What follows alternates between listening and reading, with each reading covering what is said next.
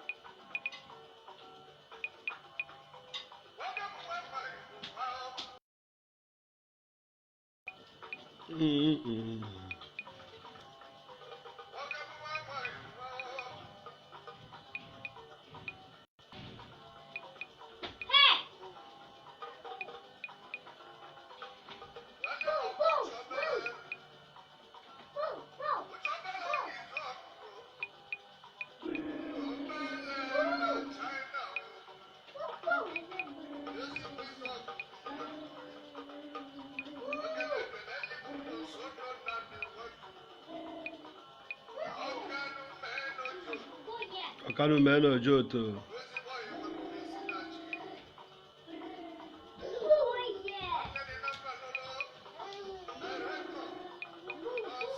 Batu here.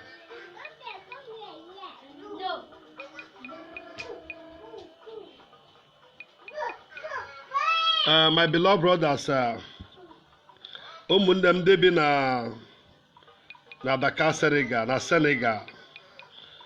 Biko achọ m iji ohere wee mee ka unu mara na data information a na-ebugharị na aka ọtụrụ ogo ụlọ from social month to social month n'ọnwa asị and na-awụ ọnụkwana ndị be anyị na this fake news na-eme ka ha mara that na Nigeria awụghị Senegal wụ a law abiding country. It got contrary to the law, you will be arrested immediately and thrown into a prison. Senegal is never that owner country who knows that you can come out or and say whatever that you like to say. Or with the Senegal. Senegal a place so that each other information, you give a proper information. Get a very good information. And if you fail to do so, you will be thrown into prison.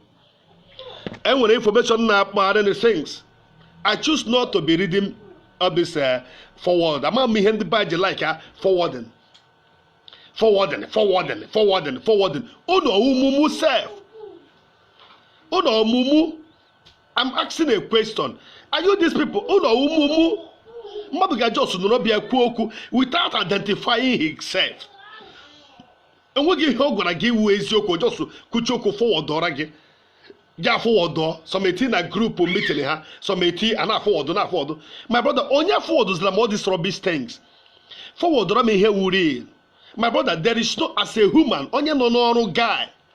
Oh, some people on Badana Tombada, some people on Dara, but Chukuna zone no that na and what about the person in a me henda.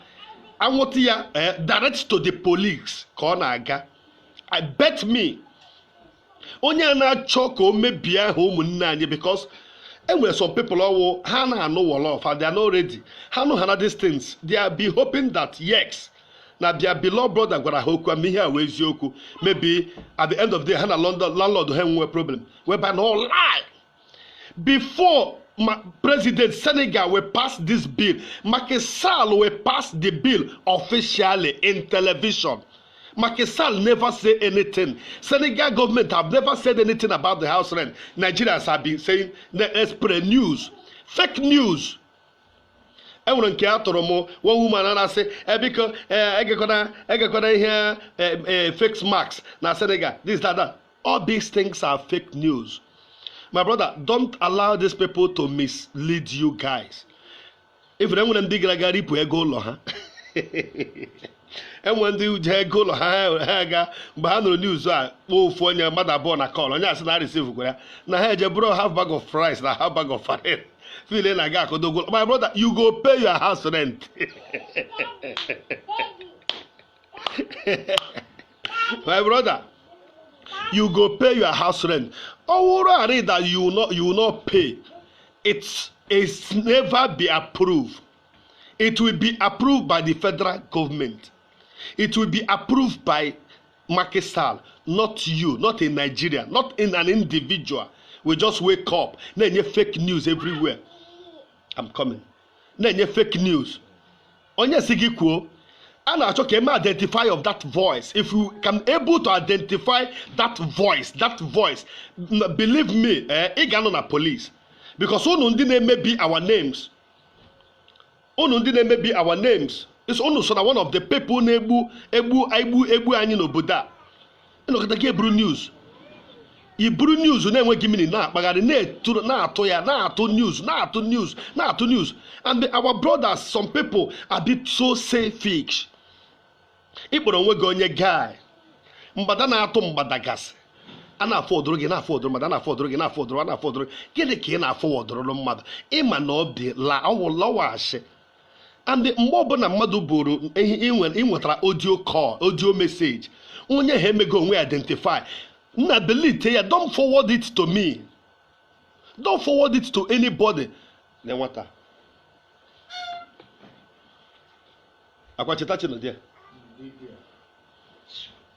Don't forward it to me.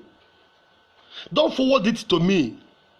Please share this video and comment. Stop looking at me. Share the video and also comment. Oh, we have make a people now. Share the video and comment. Share the video and comment. Don't be looking me like don't want them ezigbote mmadụ MC ezigbote mmadụ ototo mmadụ ndị na-eme ka sịrị ga na-agara iru. I dey tell you, we have to be, I gonna lecture those animals. I gonna lecture a lot of animals here, and a lot of animals that behave like animals. Whatever that you call yourself, good and fine. But when some you reason it within yourself and know that in here wash. In here wash, no cool, no fa. Madu bully phone na name audio message. When whoever name audio message, chori go see any no real. Identify yourself. Na dia mema na mo awonye di otu a mboko ojo nke onye si eba na wo bi na azo eba bi eba. Yes, na wo ni lekwa ihe na eme ugbu a. Lekwa ebo na eme. O we no kata ge eburu that na Macky Sall kọtụrụ ogo ụlọ aka ogo ụlọ. No, o wa ashe nwanne m. Ogo de ari no oge emecha me. Owube for now, owube enwebe any confirmed news. Can't well, cage. And I tell you, oh, go the arena again, which I caught or golo. And maybe they approve them. Come mother happy get be a problem. Come mother happy bet you room no Buddha na problem. Come mother happy tea one mother be an bagaria. Yes, somebody can deliberate here na house. But maybe approve. Oh, now again may approve. It got not from window, but they got not from television or who here gabia. I say audio message. No, Otoa Macky Sall report on a live. Me speech. Guanyi maka ilabu by 8 o'clock. Me galabu by 8 o'clock na anwotage. Ihe government is gi megeme. Otoa ka Macky Sall gi report na station na TV live. See ndị niile nwe ụlọ na ndị na-akwụ ụgwọ tenant and the landlord. Now from henceforth, from so month or from so days, nekwa ihe nke emene na ụgwụrụ na-aga akụ ma ọ na-aga akụ. But ị ga-ajọs pụta bịa frame o fake news na-achọ ka iji ya mislead ụmụnne anyị. Many people jubilate well. Many people are gonna go half bag of rice. Some people will go to half save for a sense. They go one carton half carton of beer. My brother, stop liking my distance. Comment and share the video. Comment. Una like you good information. Una comment. My brother Obioha Major. Ọwụrụ onye ọzọ na-eme ihe nke comment yala. But nke ọmụ you can never comment. Major. And ị ga comment na ana m follow gị otu iche comment nke ndị ọzọ. Ọwụrụ no we comment yala. Ọwụrụ Samson comment yala. But nke ọ bụ coach ị ga comment na. You no go comment because ọ bụ coach. I dey tell you. So my brothers, all this thing now, all this is too terrible. O nwere nke m ketara ana forward gbogbogbogbo. Una forward Islam that rubbish. I want ije my WhatsApp number biko nwanne m. Forward zara m ihe forwarding. Ana m like ihe forwarding. Ị chọrọ ịgwa m okwu gwa m yes nwanne na ịnọ ihe eme na ịhụrụ ihe a. Owo ịbịa mmadụ forward gị forward mmadụ ga-apụta mmadụ ga na-eche ego na enwere obere ozi ọma ga-abịa na WhatsApp ya na-eche the ozi nwobere oge ị ga nwa meseji abata na WhatsApp ịmaburu the WhatsApp otu si asọ eche gị ihe na ọwụzie na a na-akọ akụkọ ihe mere na beach kọrọ akụkọ ụmụ akụkọ onye mbụbụ principal Obi ọsọ mmanụ Okongo chala n'ụzọ n'efe ị na-alụ ka m na-alụ ọsọ mmanụ ototo mmadụ ọsọ mmanụ ebe ọ bụla ị nọchi gị ga-agọzi gị onweke dịsa m obi ya dịsa na-eme ihe dịsa m ka ebu ezigbote mmadụ ka ewu Chukwu ga-agọzikwana gị nwanne m agba ụmụ onye mbụbụ na anụmahụ dị my identity ototo mbụbụ na meni na anyị na-aha the identity anyị I tell you because onwe onye ga-egbu anyị nwanne m Solomanda, thank you so much. Solomanda, like him. He left from London. Oh, me left from London. I got to go somewhere because London, he maybe go to London. Only left from London. He got no. So I man in 14 days. He got to get the 2-3 months. In Africa, before na put on a honor, did too hard. He got no there. One them Obioma. Oh, to one them. Anyị na-enye the fake news isi gbọ gị kpụrụkpụrụ ije outside jezu ike anyị na-enye the fake news ihe anyị na-enye live and direct news ị ga-eme ịkpọ anyị defend ya the news anyị na-enye fake news any news ọ bụla ị nụrụ from this platform real news sign and seal news so ụmụnne m na ụmụnna m ndị bi na Senegal biko akọtụ dịkwa ego enwekwa ndị month stop for house rent for now it's lie, it's fake news. For now it's fake news. For now all fake news for now. O nwere ike by echi or nwanne echi or by next week. Okay, Frank Obiaha ugbu a ka ị kọmentịrị ana m efolo gị gbakwa na ị na-akọmentịrị ndị ọzọ betoro na nke nwanne gị ga kọmentị beto udokwa ka nna watch gị from today. Ọnụ ọha Emeka Kinsley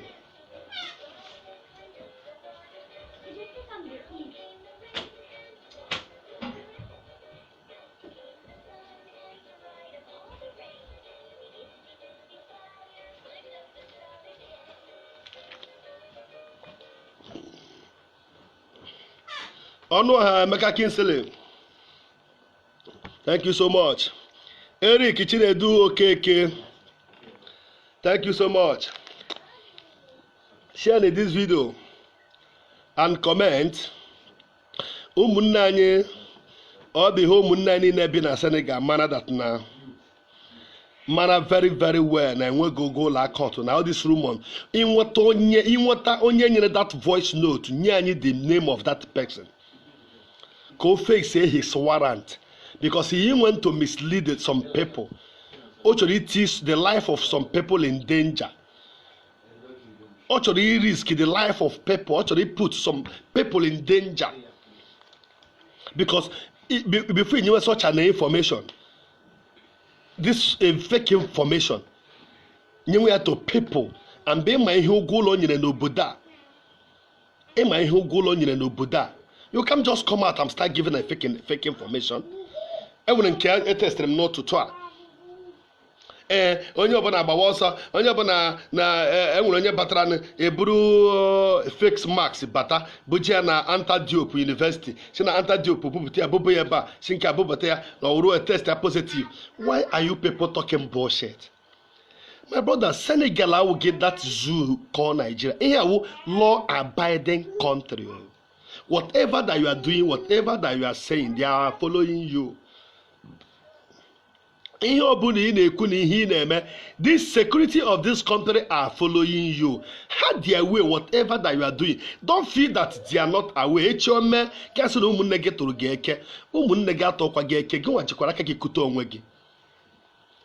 Echi abịa mee gị arrest gasị na ụmụnne gị tụrụ gị eke but mgbe ị na-etu onwe gị na problem ị gaa ma a na-agwa gị ya na-efili gai ihe niile awụ dị gaa ihe ọbụla ị na-ekwu na Senegal about this obodo a be very sure of it. Stop giving fake information or you will be arrested. Stop giving fake information. Senegal is not that zoo. Senegal is still Nigeria. Senegal is never in Nigeria. Senegal follow the due process. Senegal no deliberate in a house all this while. Utwagale say the poor maxis in able na sit at home. And when some people that they cannot be able to afford 1 square meal. And on a house no deliberate. Utwagale say the poor Koraga Canada a butregini.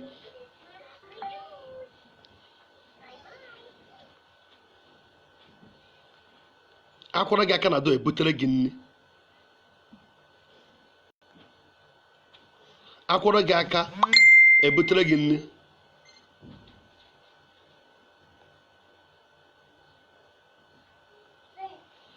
Ebutere gị nri.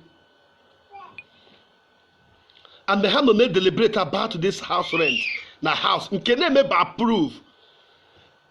Oh, they may approve when you get me the announce on Makisala and don't get on television live. May announce, official announce, already breaking news. Ibana Google a boy, Ibana BBC we a boy. Can come the banyes in actually the life of our beloved brothers and sisters here in Senegal in danger by bringing out this, coming up with this fake news. It's a fake news, my brothers. A lot of people have been calling me. A lot of people have been saying, even though I'm not an argument in Eben Nagafe, has him always you can say no lie. My brother, it's lie. But all no kwezoku. I got my make announcement here. It got on my wall from the day Makisalo Potarase near that day I made a speech. From that day to 12 o'clock. But the following day, 8 o'clock, I come out that night. New information to my beloved brothers because I love my brothers in being in Senegal. I love them all. Moni Igbo, Moni Hausa, Mehenina, since living in Senegal, I actually lose any soul. I have to give them that information. Some people don't come and get the information. Some people feel that it's lie, but the following day they find out that it's true.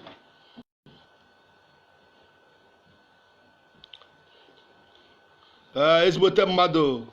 Francis ototo mmadụ Francis eleke mmenu ka family gị mere Francis eleke family mere deni ka ụmụazị ebere ya size zichọ ka na ekpo okenye ọkọnkọ enwere ike ekwe nwoke were atọf nwa joy je bụrụ otu ịma n'afọ ihe niile mechiri emechi were out of joy ga bụrụ ofu carton beer 12,000 onye na-akụ 100,000 ma onye na-akụ 150,000. A lot of things maybe here maybe kwele enwere ndị na-akụ 200,000 flat, ndị na-akụ 150 depend the baby, ndị na-akụ 40 depend the baby. Mgbe a nwetara news a n'ụtụtụ a, sọmụkpọrọ 2 call ndị ha kpọrọ akwụkwọ ndị otu ha yi asị ha yes na o eziokwu. Ndị a amakpuo n'ime ahịa jee bụrụ ha bag of beans, ha bag of rice, ha bag of lọtawa baa na nke Emudu bụọ 1 carton of beer na-enwe joy na-aṅụ beer na house na-aṅụ beer. Ha amaghị na no fake news. Ụfọdụ na-edere m ihe na Facebook na ndị egbukwele ha ka onye nyere this fake news, onye nyere this fake news, onye nyere this fake news. Chineke. But ị na-ebele mụ gị nwa na onwe gị wụ na si na ewu onye guy. Ima what it means ịnọ na this kind of mahadum anyị nọ. Ya nọ here mahadum. I don't know okpokpo mahadum. Gị nwa nọ na this such a mahadum, this such a stage. Ma ije ga-eji ego bete ịmụtala ile na a lot of things. Enwere ihe a ga-agwa gị nna a ga-asị na ihe a washi. Na-ekwe dị mụ na nke washi. Nwere nke ga-agwa gị gasị yes na ihe a wee eziokwu. Inyocha ike unu kwesịrị ịma na mmadụ enweghị ike ibebe atụsawa ozi si na asị ọ wụrụ na ihe a real ga-enwe official announcement from the federal house of this state of this country. Ọ na ọ wụrụ eziokwu ga-enwe official announcement from this federal government na television.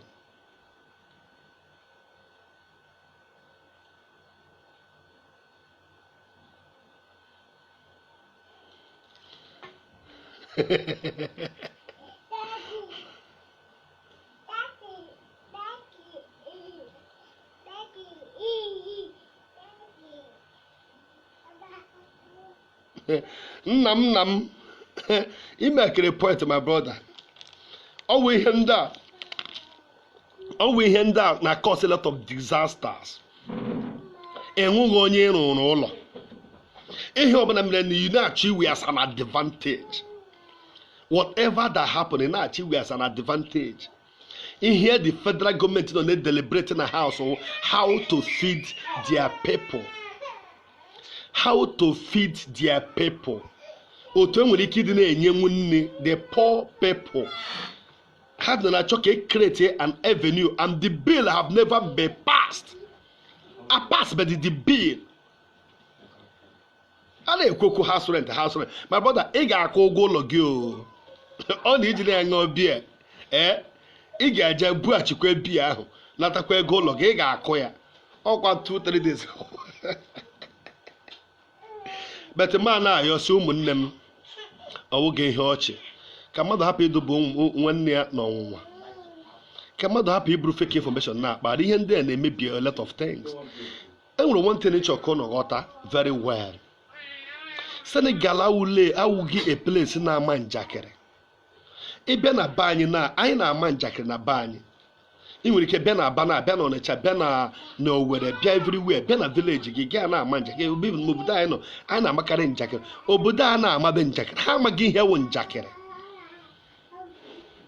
Obodo a na-ama njakịrị ha amaghị ihe wụ njakịrị. Mgbe a na-asị mmadụ na ụkwụ gị dị ka okwu ehi ma nke a ma ibe gị njakịrị. Obodo a na-ama njakịrị ihe ọbụla ikuru wuo ịmara amakụ ya. Ihe ọbụla ikuru ịmara amakụ ya. So ị ga-efesịrị nke ọjọọ. You face the na summit na ị kwesịrị ịma.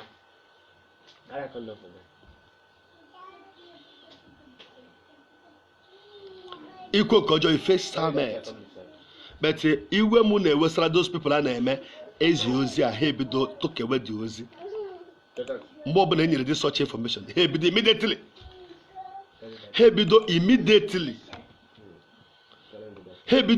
Na-eshare dị ozi. Why are you sharing a fake information?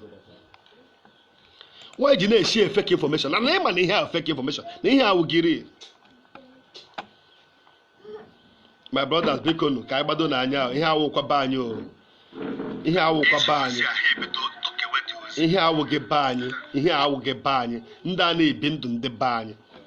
Ị na-asị dị landlord were gị arụ ụlọ ya ka gị na-abịa zọwa ozu ụlọ. Ọ gị rụrụ ya ụlọ. Landlord rụrụ ụlọ. Landlord ọ nọ gị indoor. Odishi nọ indoor. Landlord ọ nọ indoor.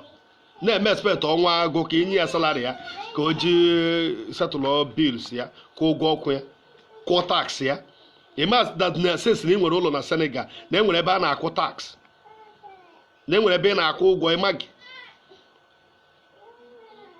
ọwụ na ama gị unu na-ebugharị fake information from fake information na enwere ike echi unu kọta nke ọjọọ na emenwe arrest agaghị eme identify onye kwuru okwu a na-anwụ onye ọbụla ebido nwụrụ nwa onye ọbụla.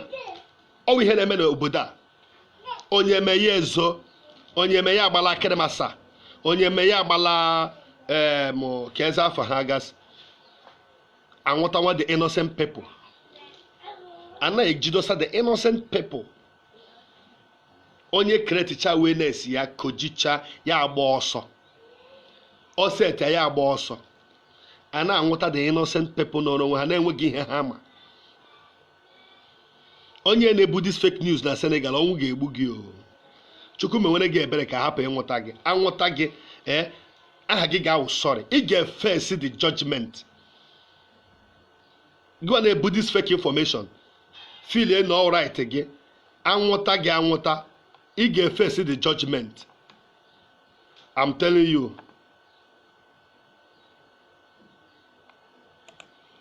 Ị ga-face the judgment.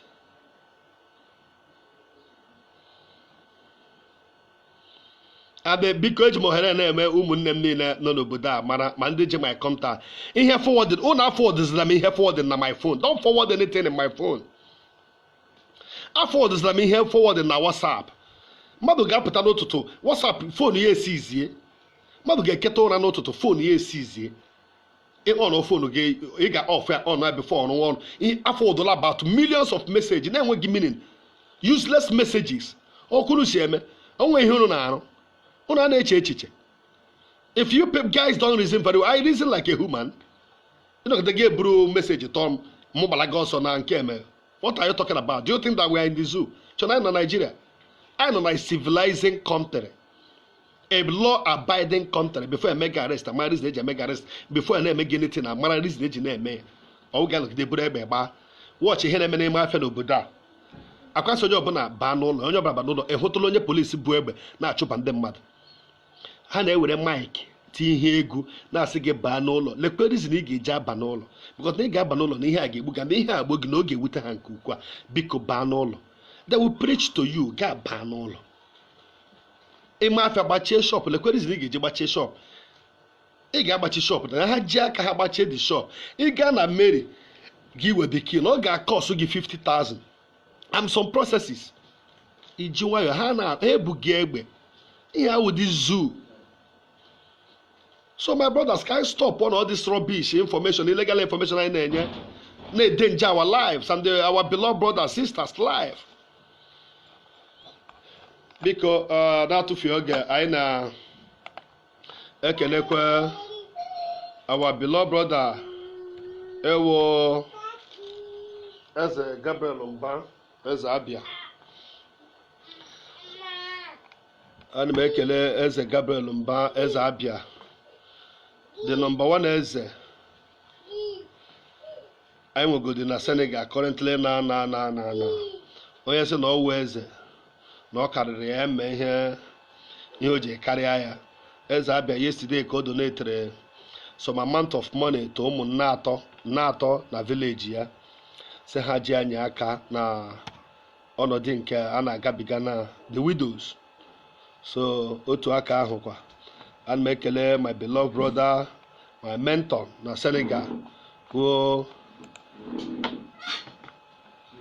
Nwaji Obi, Obinna Nwaji Obi, my mentor nke ọwụ always ezigbote mmadụ. Nwoke dị sam obi adịsam, nwoke dị sam obi adịsam na-eme ihe dịsam. Ha wa ndị si na ihe ọjọọ agaghị eme na Senegal. Put things ya dị very sam. Honorable the former president of Anambra Welfare Association, Obinna Nwaji Obi, ebe ọ bụ na Chineke ga na-agọzi gị mmaji kwuru mmaji. Ọwụnụ ndị na-egbe ọgụ ụmụ nwanne unu, ndị si na mmiri agaghị eri anyị. Mgbe ọ bụla akpọrọ unu n'abalị n'ehihie unu apụta bịa zọọ nwanne unu Chineke ga na-azọkwa ụnụ. Chukwu ga-ekpuchi gị, ọ ga-emere gị ụzọ n'ebe ụzọ na-adịghị. Ebe ụnụ na-alụ agha anyị, na-eburu anyị agha, ma agha nzuzo na Senegal, na-ekwuru anyị ọnụ anyị, na-asụrụ anyị langweji a eji hụ na mmiri eri gị ụmụnne ụnụ. Chineke ga na-ekpuchido gị, ojije gị na mbata gị ga-anọ Chineke n'aka Obinna Nwajobi. Chukwu ga-agọzi gị, gọzie ezinụlọ gị n'aha Jizọs. Chris Ben, ezigbote mmadụ. Chris Ben, ọ nwa afọ Enugu steeti, ọ Enugu ka isi eje, ọ Enugu ka isi eje. Chris, ama m na information a akwa ego ụlọ gị dị intact.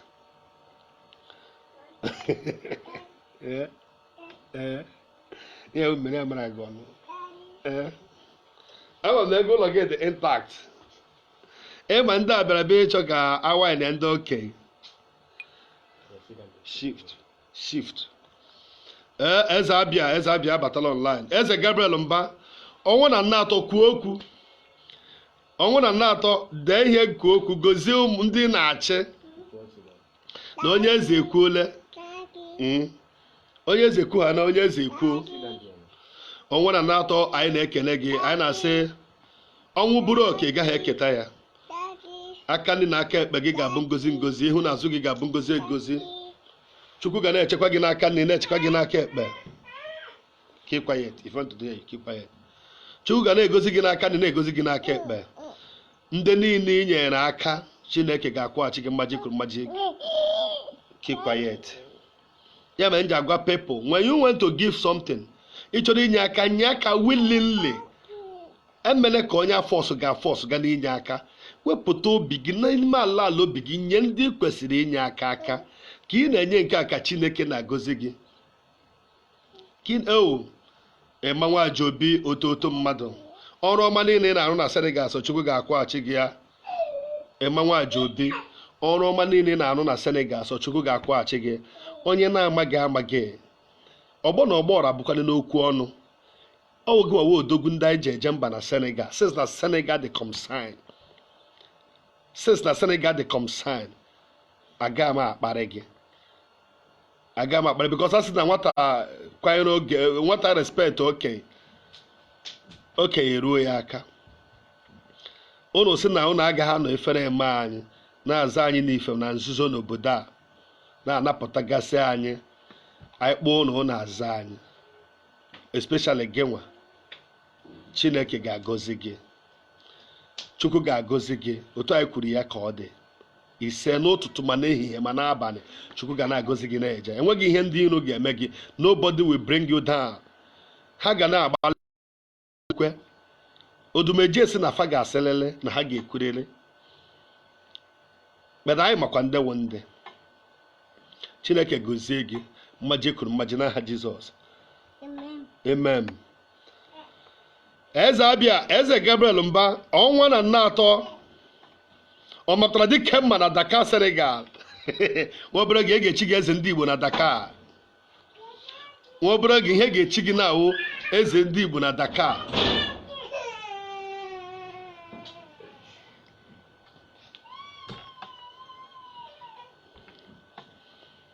Nwobere gị ihe ga-echi gị na-awụ eze ndị Igbo na Dakar. Kọsa ịma ya mere ndị like ndị Anambra nke ukwuu a. Ya mere ndị like ndị Anambra nke ukwuu a na-echidi eze enyi ha. Before onye Anambra pụta sị na ya bụ onye eze, na ya bụ onye echichi, ịma na ọwụ gị nwe ekuke.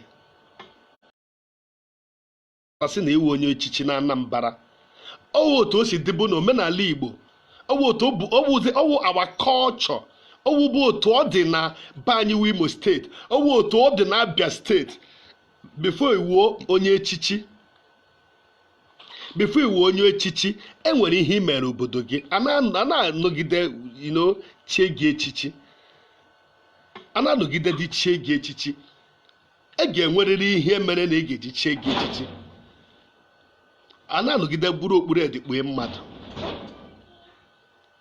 Watch ihe na-eme na Senegal today.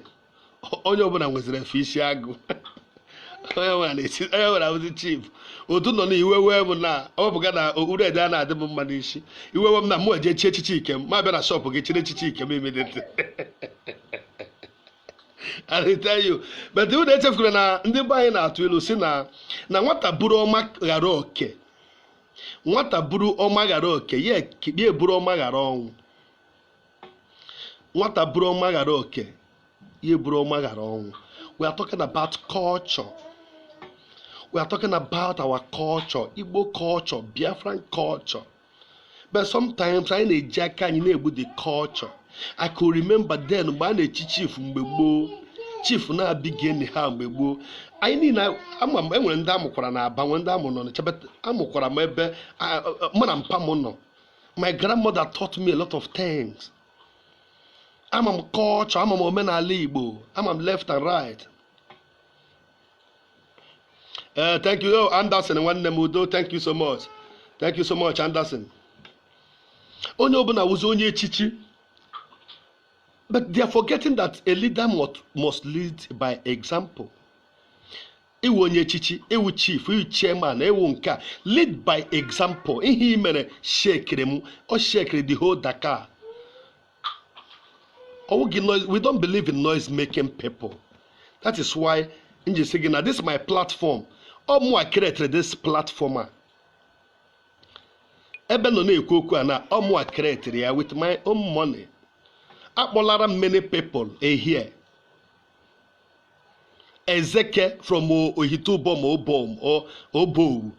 Ebe a ka m nọrọ kugide olu akpịrị the first person akpịrị na-agụ m erezi ya ga-akpọla ya.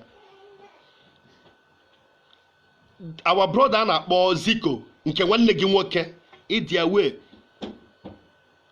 nke ụmụnne ochi mechaa na already 2 days o jela ya nwụọ ọnwụ na hapụrụ ya na ọ nwụrụ n'obodo Akwan. Ego ole ka this platform raised ihe akụrụ na hospital bill ya 180,000 na one hospital a na-akpọ na Grand Yoff a na-akpọ Dr. Luke or Dr. Ale ọ dị ka a Ghanaian. About ticket ya at the end of the about ticket ya kpọla ya all from this platform. I took maybe more people. I have gone to hospitals. I have visited Modelers Baby Home. Go to my ward. Visiting Modelers Baby Home. People with a gasiriego from many places. A visiting Modelers Baby Home. I have gone na prison house.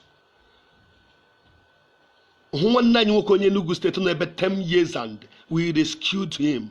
Already ran 50,000 Egypt warrior because they were what I'm not there saying no nya no carry ihe o kwesịrị ịnụ na enweghị any case no one enweghị onye na stand there. We come out. Oh remember you people know our brothers never got back here this program up. Oh remember got back here this program up. Partner with this program. Orule mgbe anyị ga n'otu a jere eshie nni na street ọnwa na nnatọ imewuru ya 50,000 100,000 sifa anyị eje zụrụ saga bread zụrụ saga ihe ga shie ndị mmadụ shie na-eke ndị ihe na-ewute m n'obi awụde maka m maka the people all that ha agaghị emenwe afford ihe oriri ọ na-ewe m iwe mgbe hụ nwa ogbe na-enweghị ihe ọ na-eri na-enweghị otu o si dị mmagide n'otu nọ na I can be able to afford 1-2 square meal. What about those people all na ha ga-eri nwanne? What about those people that struggle before hearing more bread? What about those people that struggle before hearing more rice? Partner Dix, sponsor Dix, our organization. Everybody in the world. Sponsor anyị. Ka anyị pụọ dị egotachi ihe ka na-eke ụmụ nwa ogbenye. Ndị na-enweghị ikwu na ibe ndị na-achị enyemaka ọgụ a ga-abụrụ onye inye aka. That is why Chukwu ji na-enye gị that money. Like ihe Eze Abia mere yesterday. Kpọọ ụmụnne ha nọ na village ya na na-atọ ebe o si gọgọ because ndị be si na charity begins at home. Charity begins at home. Nearly 40 widows. No amount is small. Nearly 40 widows ka ya nyere ha aka. What about you? Gịnị ka ị donate to your people? Ka aka ị nyere ndị na-enweghị enyemaka. Unu nọ na-ebugharị fake information, fake news. Na-akwa agbada. Ị chọrọ ịkwa agbada na ọgwụla? You wear a big shirt, you think that this life is over. It's not over.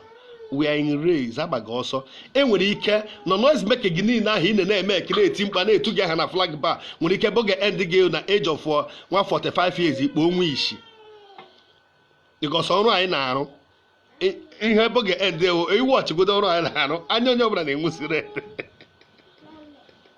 before 50 years na ị na-acha anya nwoke etipịawara ebe a na-oyite arụ na gị glaasị before arụ na gị glaasị enye gị ofu osisi ije na-arụ na-achọzi ụzọ achọ. So my brother, ọ bụ ndị nyere aka na ndị ga-enyere gị aka den ndị nyere aka na bụ ndị ga-enyere gị aka. My brother, we have to be very careful. I kwesịrị inwe learn how to give out. Ọ dị very important. Ọnwa na atọ Chineke gozie gị nwanne m. Anyị na-asịkwa ụmụnne anyị niile bi na Senegal, onye ukwu na onye nta. Thank you so much, Ejike Kenneth. Come on, go sit down. Look at Kenneth. I go flog you. I go flog you now. Thank you so much, nwanne nwoke Ejike Kenneth. Chibụzọ Chimezie. Chimezie ezigbote mmadụ nwanne m. Chimezie leke mere otu mmadụ nwoke nwere obi sarịsarị, nwoke dị sam obi ya dị sam na-eme ihe dị sam. Chimezie ka family gị mere kelere m ezigbote lọlọ dị mma. Kenneth ka ị mere ezigbote mmadụ. Diamond Chichi, nwanyị ọma, nwunye Deriko, ka Deriko nwa mama, kelere m Deriko nwa mama, si ala nna ekele ya, si Deriko na nna ekele ya, na-ekelekwa ezi nwa ada, nwa Chineke ji chọọ gị mma, si Chukwu gozie gị na ezinụlọ gị, Chukwu ga-ekpuchido unu n'ụtụtụ ma n'ehihie, na nwekwa ihe ga-eme unu, ọkị ka a ga-akpọ unu. Ihe ọma ife ọma ka unu ga na-afụ. Ife ọma ka unu ga na-afụ nwanne m. So anyị a na-asị anyị anọghị here ịbịa maybe enwere some people na-eme onye ọbụla batawala online, onye ọbụla nọzi na live video na-ekwu ihe ọbụla sọrọ ya, na-eme ihe ọbụla sọrọ ya, na-akọ na-ekwu yes nke onye na-eme ya dele ya ka nke na-eme wee ike wedele m. But ife anyị na-asị ụmụnne m, 3 things that involve in this life. Ifeanyi nke njika Kinsley, ezigbote nwanne m, bọbọ nne m onye ime etiti, bọbọ ehodi mmifida, bọbọ udo, Ejike Kenneth nwanne m, that is good nwanne m. Okeọma Chikwado ezigbote mmadụ, Okeọma Chikwado nwoke dị sam obi ya dị sam na-eme ihe dị sam. Ihe ọbụla ị na-eme na United States, Chukwu ga-egozi gị, kpuchie gị, gosi ị nwere mmụọ onyinye. Abị ndị Chukwu na-egozi ndị nwere mmụọ onyinye, ndị Chukwu na-egozi ndị na-elere anya n'akụkụ, for the poor people around them and help them out. Enwere one proverb say that there is no any amount of fasting and prayer that you will do that will please God. The only thing he can make that will please God when you see the poor people. You give them food, you feed them. The people you give them clothes. Oh, the only thing that touched God. Holy Ghost fire, Holy Ghost fire, fire, Holy Ghost fire. Holy Ghost fire. So my beloved brothers, my beloved brother Chikwado Okeọma, Chukwu ga na-agozi gị nwanne m, ọ ga-agozi gị ojije na mbata gị. Virus a ga-ahụ gị na US, ọ gaghị ahụ gị chaa. Ọnwụ bụrụ oke ọ ga-ahụ nke gị, ọ ga-ahụ dị oke gị. Ị ga na-eje na-abata. Nobody will bring you down. And sometimes men lecture people, but they fail to comply. And when I ga-asị m enyi bịa ebe a, bịa were nke a, but I lecture them free of charge. Na ndị iro na-achụgharị gị, ndị iro na-achụ gị, a na-achụ gị ebe a na-achụ gị ebe. My brother, gị mere ka ndị iro na-achụ gị. Ịchọ ka ndị iro kwụsị ịchụ gị, ọ dị gị n'aka. Ịchọ ka ndị iro kwụsị ịdị na-achụ gị, ọ dị gị n'aka. Ịchọ ka ndị iro kwụsị ịdị na-achụ gị, ọ dị gị n'aka. If you want to overthrow ndị iro, ọ dị gị n'aka. ha ga na-agbazilikarị ga na-agwarịrị ọgwụ bete ọgwụ ha na-agwọsị ga na-alazi back to sender because enwe na-enweghị ihe nọzi jump and pass. ị na-anụkwa maka ndị mere ọgọ mgbe gboo nọ maka ndị mere ọgọ mgbe gboo ka ife ọgọ na-emelụ mmadụ. And then nwere ihe m chọrọ ka ụmụnne anyị na-eme ka ha mụta ọfụma. Ọgụ i mere mmadụ, don't expect the person that you give today to give you tomorrow, to give you back tomorrow. Don't ever expect anything back from the person. Ya ihe na-akpọ ime ọgọ. Ime ọgọ from imela ala obi gị. Chai, na this guy nọ na difficult condition. Ka nye tụrụ aka with 2,000. Nọ na difficult condition. Ka m kwọrọ ụgwọ house rent. Nwanne m ka ị mere were ego aje kwa ụgwọ house rent, don't expect that money back. But ndị be anyị nọ n'obodo a na-eme expect the money back. Ha nye gị help today, hụzie gị echi ebe ịbụ ofu bia ha makwa ka bia sịrị ụdị ahụ ị ga na-atatagide ahụ ezi gị ije na nke sọka ma ije na 18 machine ma ije na nke moto ka ị were ofu bia ha hụzie gị ebe ịṅụgo ofu bia na ha na-aba ahụ. Now this guy, this guy go last 2 months ago. Last 2 months I help. Now no here now go be or go here. So what I go now? He become a problem. He become a problem. Always part of enmity. I only can remember how many people Chineke mere the Jesus Christ liberated from bondage in the time of Jesus Christ. Ogudare ne hodo na nyegutara na Bible. And we don't know ego. But what is going on in this world now? Ụmụnne niile nọ n'obodo oyibo na ndị chọọchị egbuole ha. Some ndị na-asị na ha ndị owu mmiri na social media etipiala our brothers.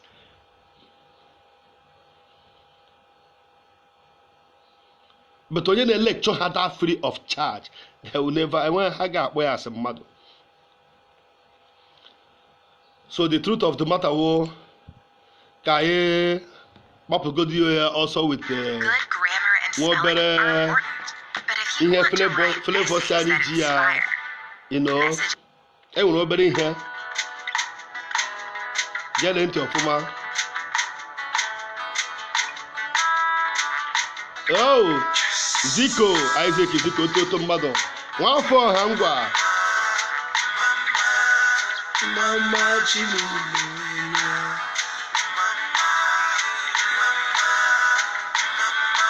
so onye na-eme ọgọ n'ụwa bụ onye na-enwe joy, bụ onye udo na-adị n'ime ndụ ya. Biko when you watch ịbata you comment, comment anyị amara na ị nọ online.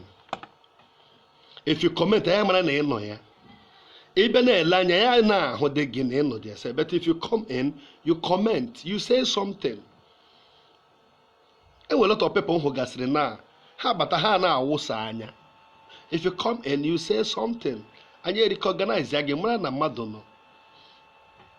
you understand? If you come in, you say something. So, my beloved brothers, friends, and well wishers, everybody is now watching. I think you challenge God. Challenge God. Challenging God is by sowing a seed. Oh, ezigbote mmadụ ha ngwaji ga-eme ọnụ Ziko mma eburu m bọọlụ bịa ka mkpa ga-agba ndị nwe okpokpo defender a gbara dị mkpa ama na ụdị defender ga-enweghị nna a na-esi ebe isi na ebe na-esi mmiri chacha na basịrị ka atụ na Ziko ezigbote mmadụ Isaac Ziko all from osisi ọma ngwa nwoke dị sam obi ha dị sam na eme ihe dị sam. I think you challenge God. Challenging God is by sowing a seed. Sowing a seed is not by going to church and sow a seed. Sow seed, nation need seed. Sow seed na the poor people. And when did you obey? And when do obey? And when do obey? Don't mind ebe onye ogbenye ahụ si. But ịhụrụ onye a na ọnọdụ ya adịghị mma. You sow a seed in this year. Oh, Festus ele nke mere nwanne m ezigbote mmadụ. Festus obedient child. Chineke gozie gị na ihu Chukwu agoziela gị na ị ga-asị ka ị kpọọ ya chairman si anyị were kaadị Festus but udo mgbe ọbụla unu dị mma adị m mma unu na-eme ọfụma m getting happy obi aṅụrị na-akpa m ma na-adịkwana proud iche m agwa na ụmụ ụzọ onye eso m nye aka azụ onye a n'ọnwa m at least otu edo na-enwe mgbe ị ga-akọwakwa esi na ị ga-akọta akụkọ m na ya profile na ọ dịghị possible na Chineke goziwo unu nwanne m. So sowing a seed that I mean is this. Some people na-eburu millions. Some people na-efe ego na-eyi agbada. Ebe ma that na 10,000 sifa or 10,000 naira rescue a soul in a hospital. I teach this every day, and that is the purpose of creating this my page. Is the purpose of creating this my page.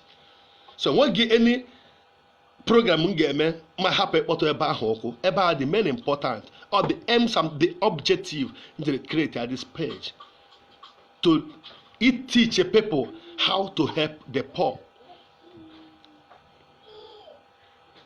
It teach people how to help the poor. God giving you money in on top today. Sometimes go in and ask God, who am I? In on top today. I am on top. I am the richest in my street. I'm most the famous guy in my street. Ask God a question. Why? You're not on top today. God will give you the answer. When you feel that you're on top, people will be calling your name. Hey, Boko, you're on top. People are bugging now. Chorome gule, nyemunka, ine ha. Ihe obuna need the big game where George Neka, Jojo Lakbo. Ask God a little question. God, what do you want to man on top? Get the answer with immediate effect. That money I the poor people around you, poor people in the village, the widows, the less privileged. Because all my they are in a game with 3 square meal. But then when the people over the 3 square meal, a thing happened in my village years back to today.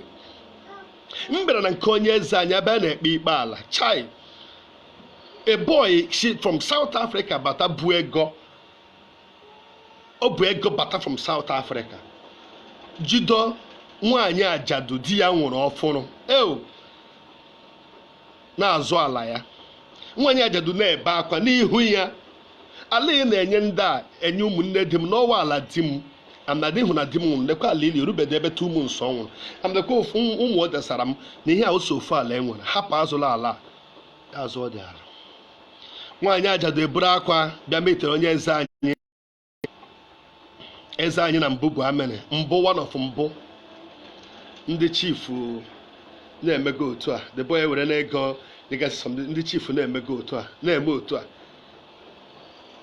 The people that know me should go and ask about me. It's Obidodi today. My character Obidodi in Senegal. Rescuing the poor people did not start here in Senegal. Obidodi right from the days, from my place. Me bujabu ponyes oza. Now this case. Now this case is the two open. This woman no ya wa jadu. Wunya di ya nwunu. Ono ma di ya nwunu na ye ma di ya nwunu na a few months ago. And also no way wala ina si proof good the proof obolecho na nyemo kam ja kam pick so mo ndi chief ka je chop proof osimu go ahead of mu guy ndi chief asimu mba na here do come akra be don DJ asimu had that nangeti aka na ija. I picked the woman immediately said the guy si South Africa later be na me him the bodyguard the mopo ya he said oh mo I'm a son of the soil. I was born here. I'm one from Bubu Amen. You get the mopo e intimidate. I'm track road. Where mopu amage track road. Ma track road nga na mopu amage track road. Me road here. You see the woman prove for them ne here wa latigi. Yes me boken. Ma potan the video. E man the video na ba na 2000 video.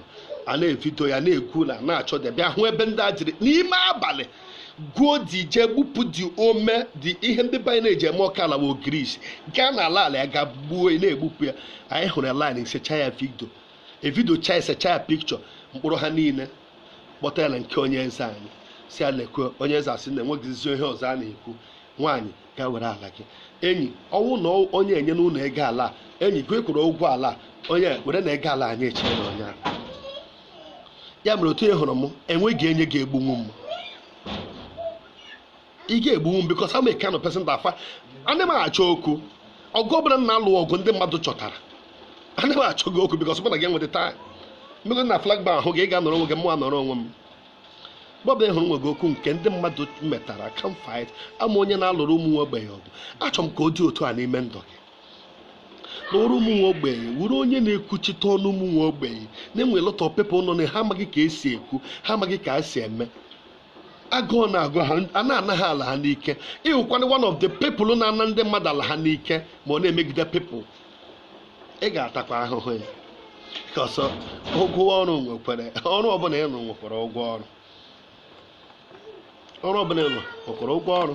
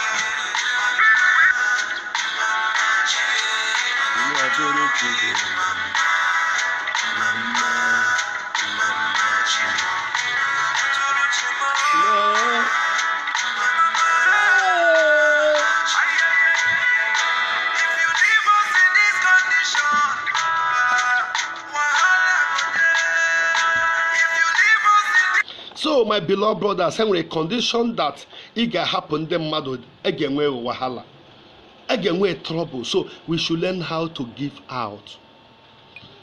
Ebe ọbụla ị nọ na India, ị nọ na Spain, ị nọ na Malaysia, ị nọ na Italy, ị nọ na Germany, anywhere that you are, enwere poor people in the street na pass a lot of difficulties.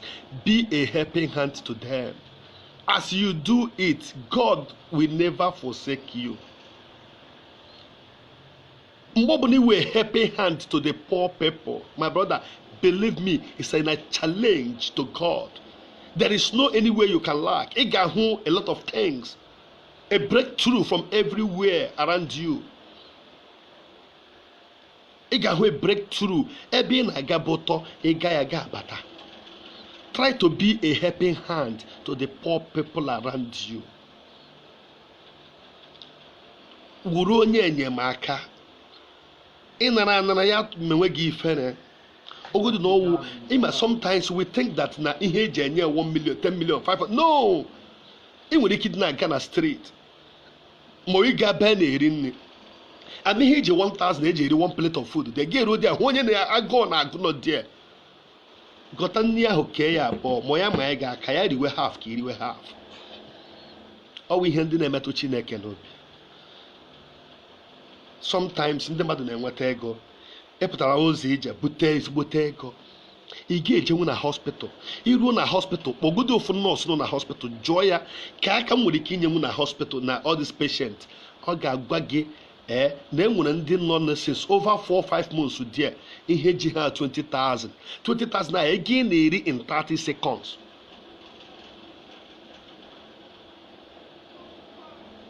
That's 20,000 ego ị na-eri in 30 seconds. Ị gaa na Motherless Baby Home today, ị ga-ahụ ụmụazị na-arịa ezigbote ahụ ọkụ na Motherless Baby Home. All that na a na-ediri ịkpọje ha hospital. And enwe ihe nwere ike iji mee ha the major operation 60,000. That 60,000 eji ezo ndụ wu ego ị na-eri in 10 minutes. Iji ego mmanya na club. Ị na-ajụkwa onwe gị question. Hey, Tina Black. Thank you so much. Thank you so much. God will also protect your family too. Thank you so much. Thank you so much. So my brother, here 2020, ask yourself a question. You say that things have been very hard. You know, that's difficult condition. Obvious why. All go and manage on a difficult condition. Change characters. When amendment of characters. Now this 2020. Kinsele Nade Kakimene. Thank you so much, my brother Kinsele. Where amendment of character. People are talking about Joyolo. No. And when address of the motherless baby home here. Ndi bina Senegal, the address no here. It's already got there. Call me, mbe anyegi address na nkembu. Iro dia ihoko umaji na suffer. Ihoko umaji na suffer. Ige share tears. Ige hold that this life was all about pangs. Then where some people know in pangs. Buy him on a club and I 70 beer, bottles of beer and they rejoice. Then when they know in pangs. That he need the letter.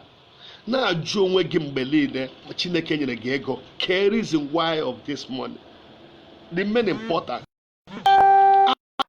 Ask God the important of this money. Why this money better not better? Care reason of this money. That's why some of our brothers we have to learn from the past mistakes. And when some people who butelego, the husband field butego. Lana bani lota rocholo bacha moto lota, but when has spent no less than 10, 5, 8 years, they find it very difficult to succeed. Guinea men, how do the Chineke ajuju at the initial time? Bible to that first money, they misuse it.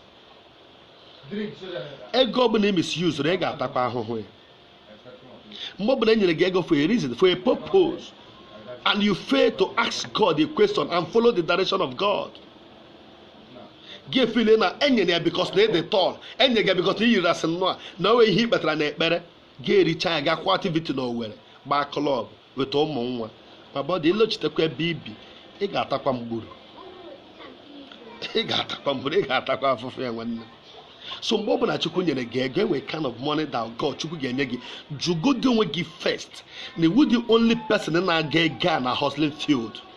Now, I use millions of people na hustling field na achọ ofu here. But Chineke megiga not on top. Ask God a question. Why? Why me? Why did not on top? Chowa the poor people. Help them. And partner this our Helping Hand charity organization. I need the people that will partner or the people that will sponsor us. Sponsor that I mean is this. I need the regular a gun JK from prison house to AJ prison house. I got for motherless baby home even after one street time when some people I go but I go na go. Then we get your marker. I go in hand he need ga on camera I get a video everything up na na video everything must be covered. And they post to queer here. He open a video ya cover ya post to here. And man ask anywhere that you are, anywhere that you are watching. Hey, Kindelis. Eh? Dediko wa mama. Dediko amuta gongi na. Dediko when he huluka friend. Yeah. And he tell you. Ejime de.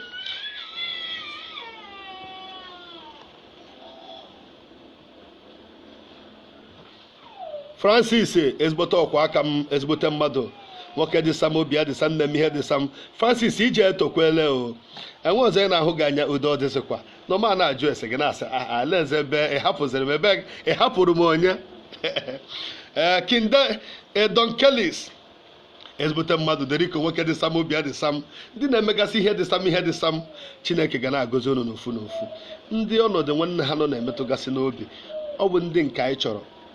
Our platform I been a baby so to them. No. I and then I and the no you kind of respect. You understand? Not commenting, but a comment here, but a comment here.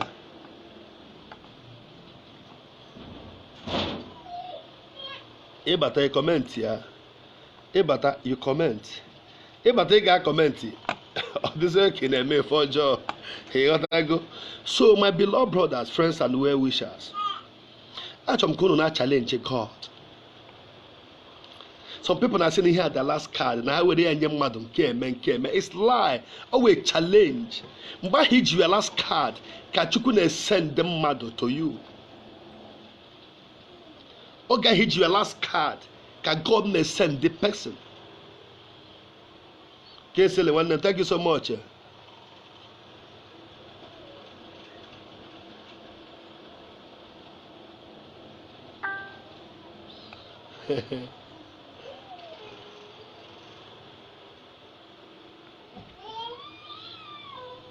Thank you so much, Chisomo. Thank you so much, Chisom. Thank you so much. Pikin Motors.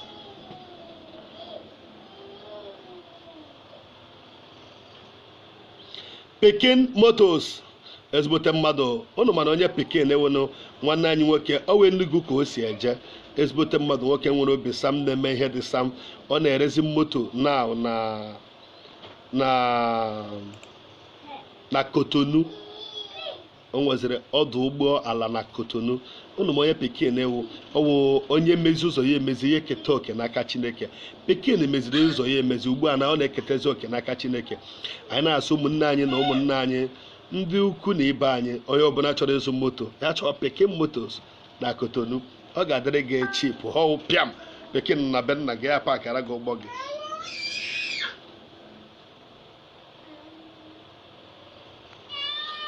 Ya pakara gị ụgbọ gị ịghọtara. So ka anyị nye n'aka kwalite nwanne anyị ka anyị na-patronize our brother. No, Pikin na the future of IPOB. The IPOB wụ ihe nwụọ a blood.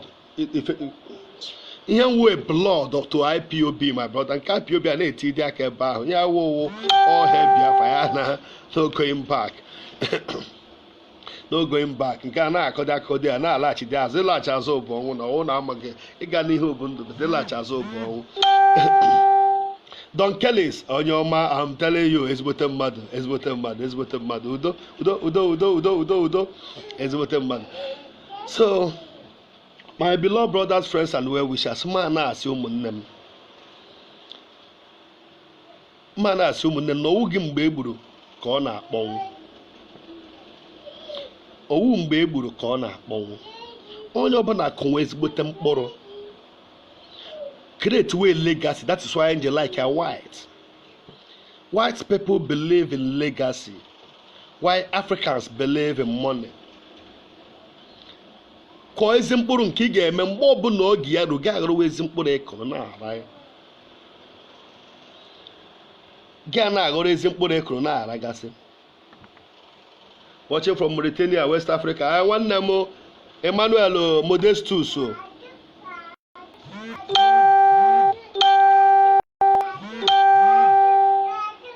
So my beloved brothers, dịka m kwuru, oge eruole mgbe anyị ga-eji na-akụ ezi mkpụrụ ọma. Oge eruole mgbe anyị ga-eji na-awe a giver to the poor, especially in this difficult condition. Uru a giver, uru a helping hand to the people around you. Uru a helping hand to the people around you.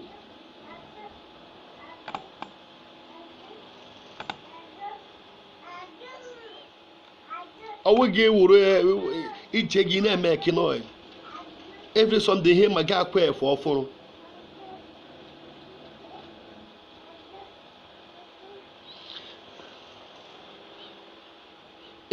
My brother, we are joining hands together. Longinus, na anyị nwere program na anyị na-awụ day by day. Ihe nje bata online today because I nwere the issue again here na Dakar, Senegal. So please don't distract la biko nwanne. My speech my program Biafran Day nje eme the speech of my Biafran na adịrị onwe ya. The day mpụta ihe na-ekwu throughout Biafra. Today I nwere things, I nwere a lot of things, a word of encouragement and other things I ji n'aka ịghọtara. So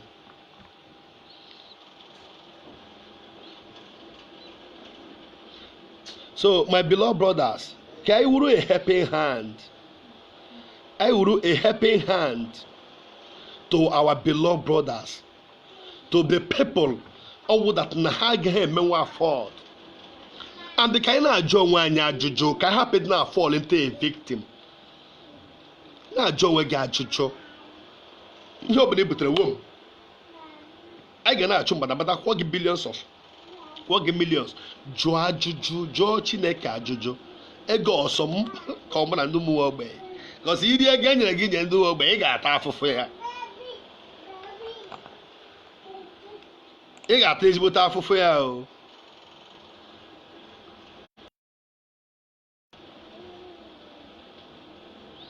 Udo Udo Uchenna Joseph Udo from Umuahia. Ke ka Umuahia mere nwanne m?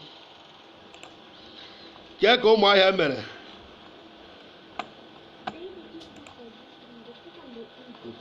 Kelere m ụmụnne m na Umuahia die. So my beloved brothers, wobroga anyị ga-apịachi ọrụre wana anyị batara ya wobroga anyị ga-apịachi a na-asọ biko nke onye na-eme ya bele ya ka nke anyị na-eme ya bele anyị biko onye ọbụla nwụọ ka esi na-enye aka biko ọ dị very important.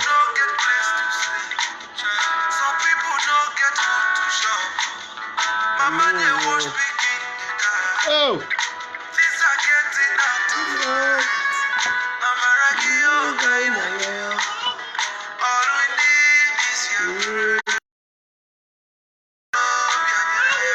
You need picking contact with. Send me your phone number. Send me your.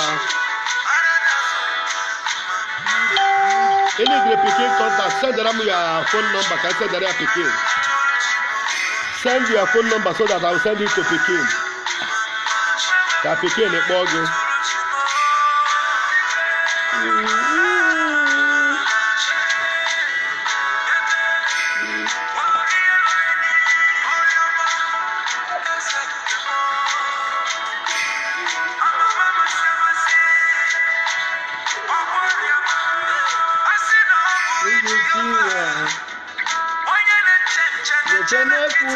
Oh.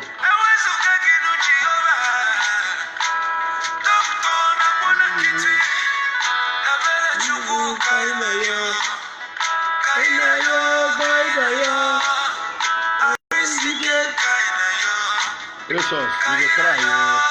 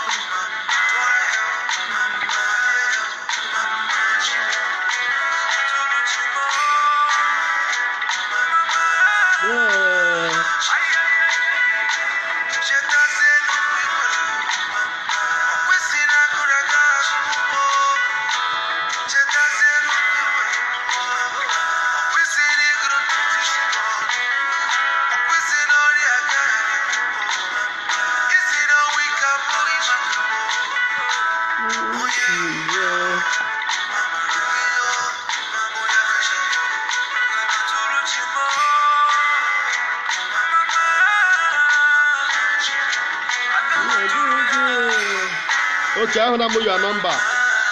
I'm going to send that to Pekin. Pekin, they will get back to you.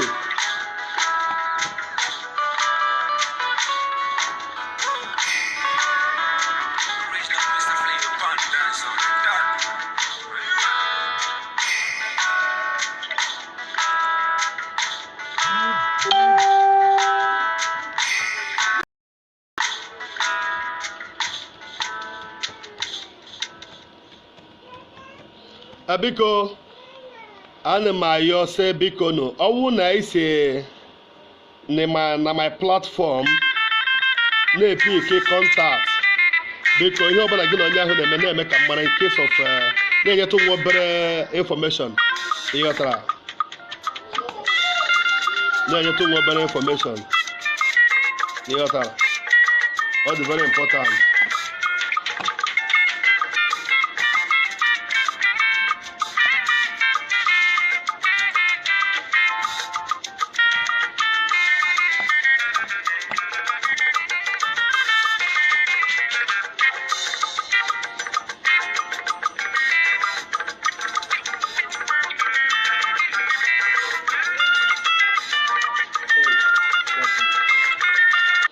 So ụmụnne m ndị na-aṅa m ntị ndị ezigbote mmadụ biko nwa obere oge anyị ga-agbapụ nne ọsọ biko ama m na ya amụtaga ama m na anyị mụtara a lot of things today biko enwekwa ka ihe gbagojuru gị anya don't hesitate to inbox me enwe ihe gbagojuru gị anya ehesitatele egbu n'oge dere m ihe ma ya bụrụ ihe ọdịnala ma ihe ọbụla ị chọrọ biko jụọ m nke mma aga m akọrọ gị dere m ihe inbox dere m ihe na WhatsApp m I will educate you the more enwe ihe ị chọrọ ịjụ m go on and ask me I we kind of paper I dey free you can ask any question at any time I answer gị at any time I awụghị ndị na-eme ma ọ mee dadị ma nke a no I dey loyal to the call you understand so nwanne m esendela m your number to Pikin so gị na Pikin ga-ekwu ezo nwee adịrị gị ama ma dị nọmba Facebook ọ nọmba WhatsApp ka ọ direct nọmba gị so ka m gwa Pikin ọ bụ ga-adị gị from WhatsApp ọ ya kpọọ gị direct call so sendela ya your number so ka gị na ya kụzie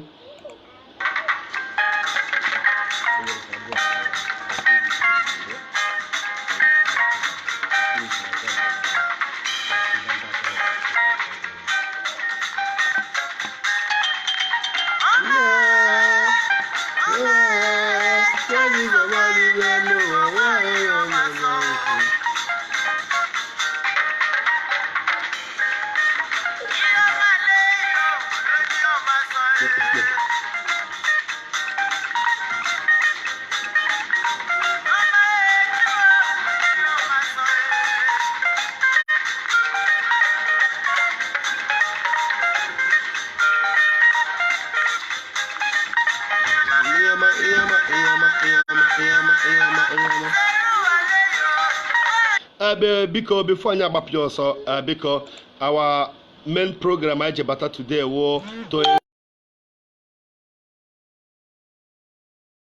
Senegal ka ha mara na this information a na-pass no fake information no fake news nke a sị na-ewepụrụ ụgwọ ụlọ ego na akwụsịrị ịkwụ ụgwọ ụlọ from April to nke a to no ọwụkwa asị for now ọwa asị ka ụnụ hapụ ịgaga werekwa ego ụlọ ụnụ rie people na-enwe ndị na-atụ since yesterday night a na-send this audio message na WhatsApp na-send my brother ọwụkwa na asị it's lie fa ka mmadụ hapụ ihe na-akọ mmadụ na landlord ya ka mmadụ hapụ ihe na-akọ mmadụ na agent ya ịkwụ ụgwọ ụlọ ọ bụ nwekwe maka sala ekwukwe otu a obodo ekwukwe otu a so whoever ọbụla na-agwa gị na abandoro ịkwụ ụgwọ ụlọ na stọpụrụ ịkwụ ụgwọ ụlọ for now gwa ya na ọwa ashị for now gwa ya that is lie enwekwa ebe emere ya proof ka mmadụ hapụ ihe na-akọ gị na landlord gị ọ gị na agent gị ka ị hapụ iwere ego iji akwụ ụgwọ ụlọ gị agaga goro ihe ndị ma ọ gị aga ṅụọ biya ma ọ jeje bụrụ nwa ya akwụọ gị n'isi biko onye ọbụla gbado ezigbote anya onye ọbụla gbado ezigbote anya onye ọbụla gbado ezigbote anya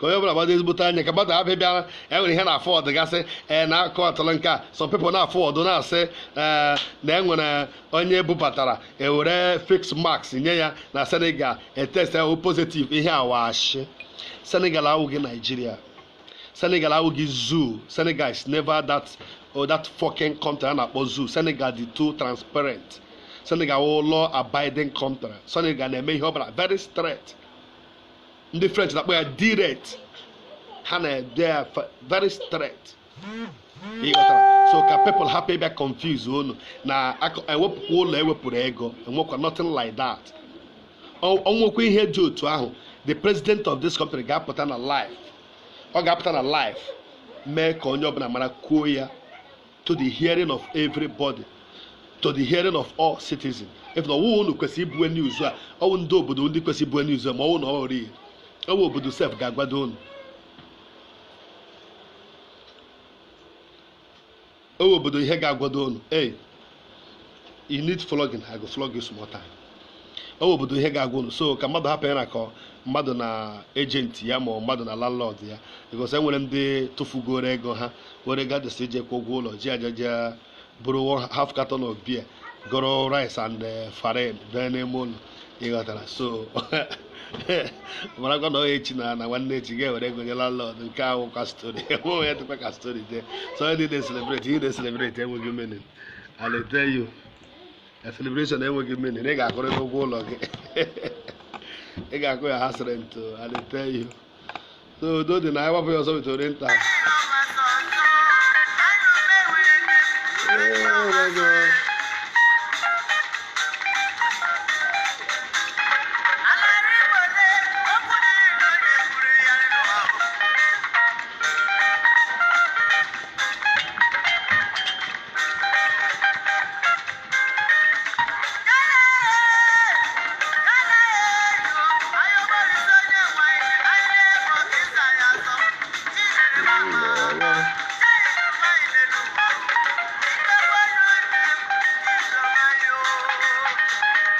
mgbe na ụmụnne m ka ọ bịa mee ka Chineke gozie unu niile mmaji kwuru mmaji